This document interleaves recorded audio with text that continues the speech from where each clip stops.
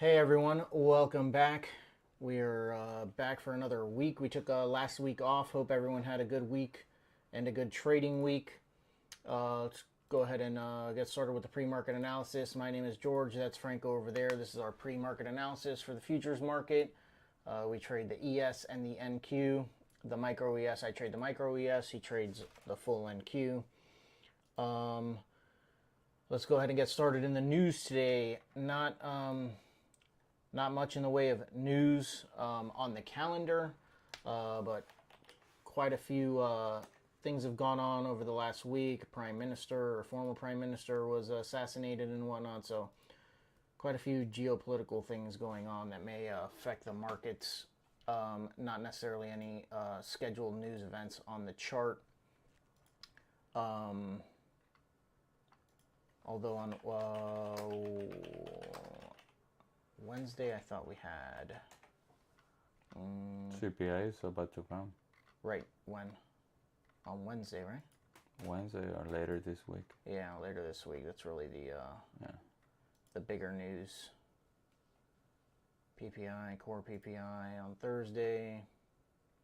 Yeah, so 16. news is major news events are going to be later on in the week for the bigger moves, most likely.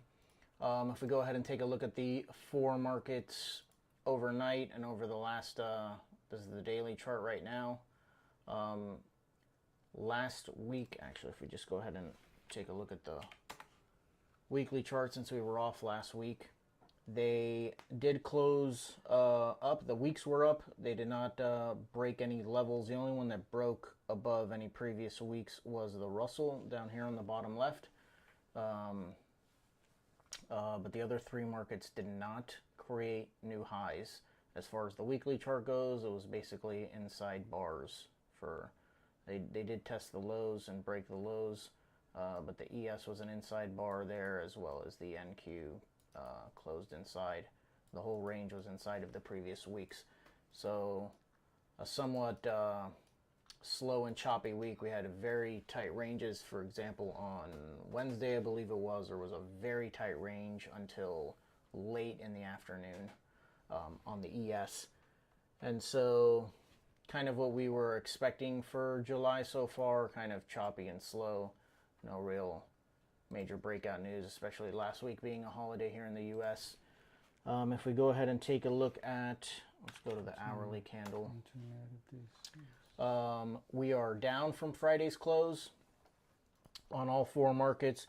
We opened down, went down through most of the Asian session and have recovered a little bit since the European session. Most markets did break Friday's low, all except the NQ. But the ES, the Russell, and the Dow all broke Friday's low. So certainly some bearish sentiment there as well. If we go ahead and take a look at the charts, this is again the weekly chart. Didn't create any new levels on the weekly chart last week. I'm still bearish on my higher time frame. Lower highs and lower lows is giving me a bearish sentiment on my higher time frame. If we go ahead and take a look at the daily candle, we did close up last week. It was a bullish week, but again, we didn't break out of the range of the previous month, essentially, of the month of June. We're still inside of June's range, so neutral to neutral bearish on my daily time frame. Created a low, created a higher low, so I'm interested to see what it does at this level. A breakout above this level, above the highs from June, and I would be a little bit more bullish to retest this level up here. Maybe even complete this A to B equals C to D here at 40.50, around there. If we go ahead and take a look at the 30-minute chart, got a few zones here. The overnight low, this is actually still a zone, was these highs from a few from last week. That's now become some support, and it includes the overnight low. So that's going to be my first level to the downside that I'm going to be taking a look at.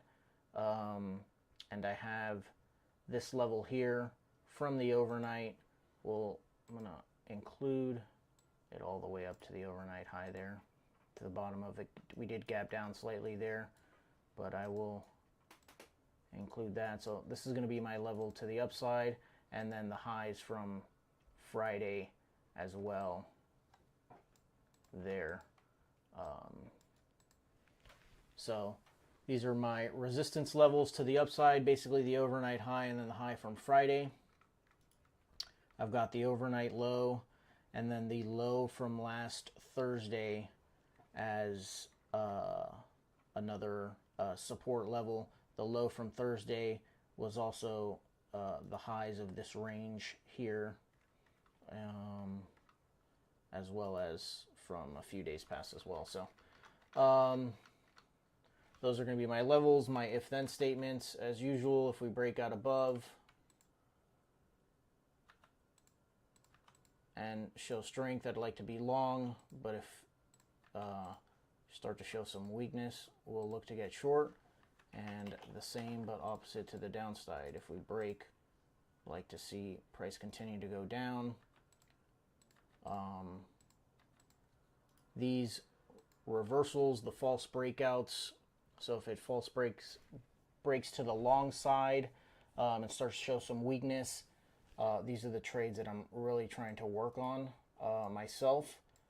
It's the ones that I miss most frequently, and I'm really working on finding ways to get into them and working on my execution there. So that's what I'm looking at right now, and what I'll be, those are my plans at the open. What do you got for us, Franco? Same thing we do every day. If we take a look at the dollar is up today, just today, 1.1%, is way over past its ATR, although we have had these big, large days before.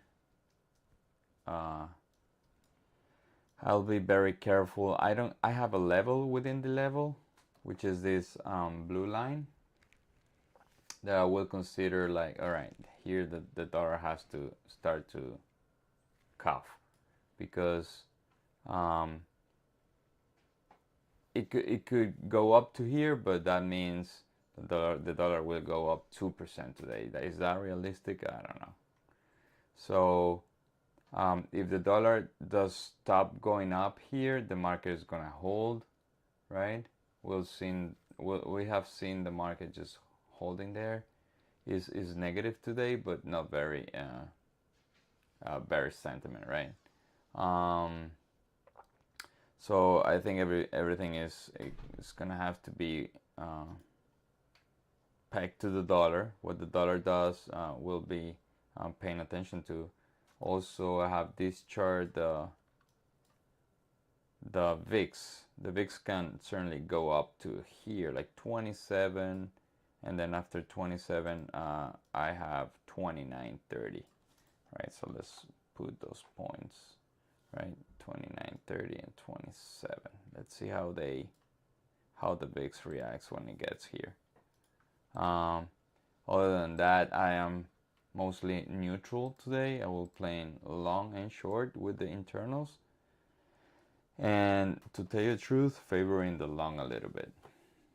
My buy is still long. It's a little bit long because the dollar is going up and the market is not collapsing. It's just holding right there. That's all I got for now. All right, guys. We'll see you in about 10 or 15 more minutes at the market open. Thanks for joining us. Later.